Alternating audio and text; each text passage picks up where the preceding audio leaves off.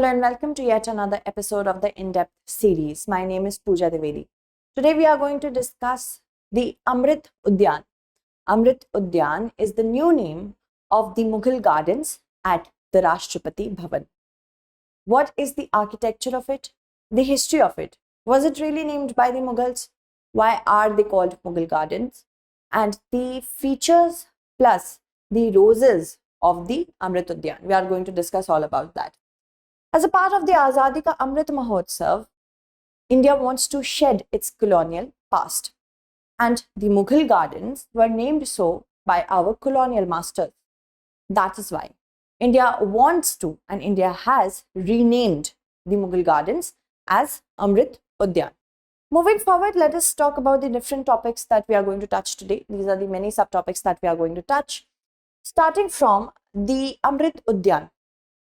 See, when India, under the British rule, shifted its capital from then Calcutta, now Kolkata, to New Delhi, it wanted to ensure that New Delhi becomes the symbol of colonial rule.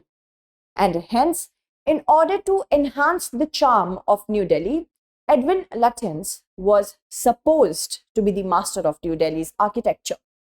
So, it was designed by Edwin Lutyens. Edwin Lutyens, you can see, very important architectural features he has put into our country, and that is why we have to know about him from the perspective of prelims examination. And this Mughal garden, now Amrit Udyan, was designed by Edwin Lutyens. It spans across 15 acres and it has a style which includes both Mughal and English landscaping style. But why was it known Mughal Gardens? We are going to talk about that. The main garden has two channels which intersects at right angles, which divides the garden into a grid of square. And this grid of square is known as Char Bagh. That means 4 gardens. So, 4 cornered gardens are known as Char Bagh style. Char Bagh style is synonymous with Mughal Gardens. And there are 6 lotus-shaped fountains at the crossing of these channels, rising to a height of 12 feet. The significance of it will also be discussed. The gardens house nearly 2,500 varieties of dahlias and 120 varieties of roses. Also, if we talk about the evolution and demolition, many of our former prime ministers and even the last Governor General of India had their own touch and their own taste in the Mughal Gardens, now Amrit Udyan. Dr. APJ Abdul Kalam and Ramnath Kovind. During the tenure of these 2 former presidents, certain changes were made in the Amrit Udyan. More gardens were developed, which included 2 herbal gardens and a tactile garden and a bonsai garden as well. President Kalam had also constructed a Manipuri-style thinking hut at the gardens, claiming that he wrote 2 books in this particular hut only. But in 2010, when the Congress-led UPA government returned, it appointed a committee, and this committee was an expert restoration committee. It decided to demolish the hut, as well as one of the modern-day musical fountains that President Kalam had installed was also removed, saying that this was in contravention to the heritage architecture that was in place. So that is why it was demolished. Moving on, even the last Governor General of India, the first Indian Governor General of India after independence, of course, C. Rajagopalachari, made a political statement when India was going through a food shortage or food crisis. How did he do that? He himself plowed the lands and dedicated a section of the garden to food grains. This nutrition garden is still there and it is known as Dali Khana. And here organic farming is done, and the outcome of that organic farming is used in the Rashtrapati Bhavan also. President R. Venkataraman added a cactus garden because he liked cacti. Okay, moving on. Now, if we talk about a long history of Mughal garden in India, you can see what kind of Char Bagh style we had. This is the intersection, and this is 1, 2, 3, 4 gardens, Char Bagh.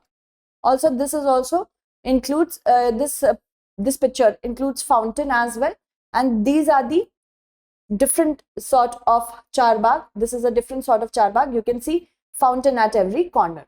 Okay, so the Mughals, they had a lot of, they fancied beautiful gardens, and they wanted to appreciate gardens through the building of Charbagh style. In Baburnama, which is the biography, sorry, not the biography, but the autobiography of Babur, he said that he loved gardens, specifically Persian Charbagh style. And because of, the love for their gardens, you can see the Charbagh style gardens in not only in Delhi, but various places and monuments where Mughals ruled.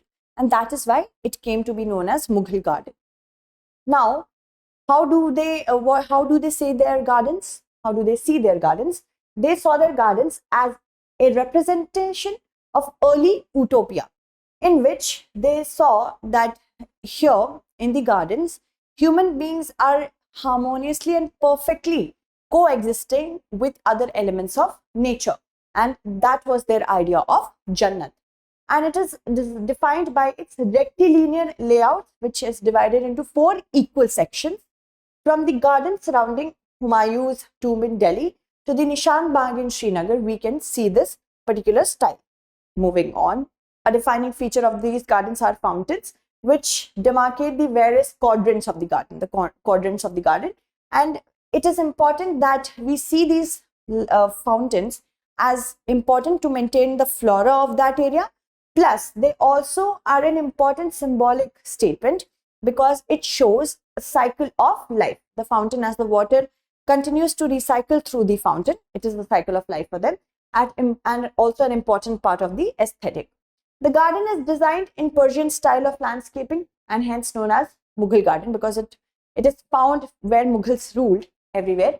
And why did Edwin Lutyens, chose not to have an English garden but a Mughal style garden? They deliberately use Mughal architectural detail as a part of the British appeasement plan, that we are a part of your history. That is why they did it. Another thing is also there, we'll discuss that as well. So features such as Chhajja, the Chhatri, Jali, everything is found here.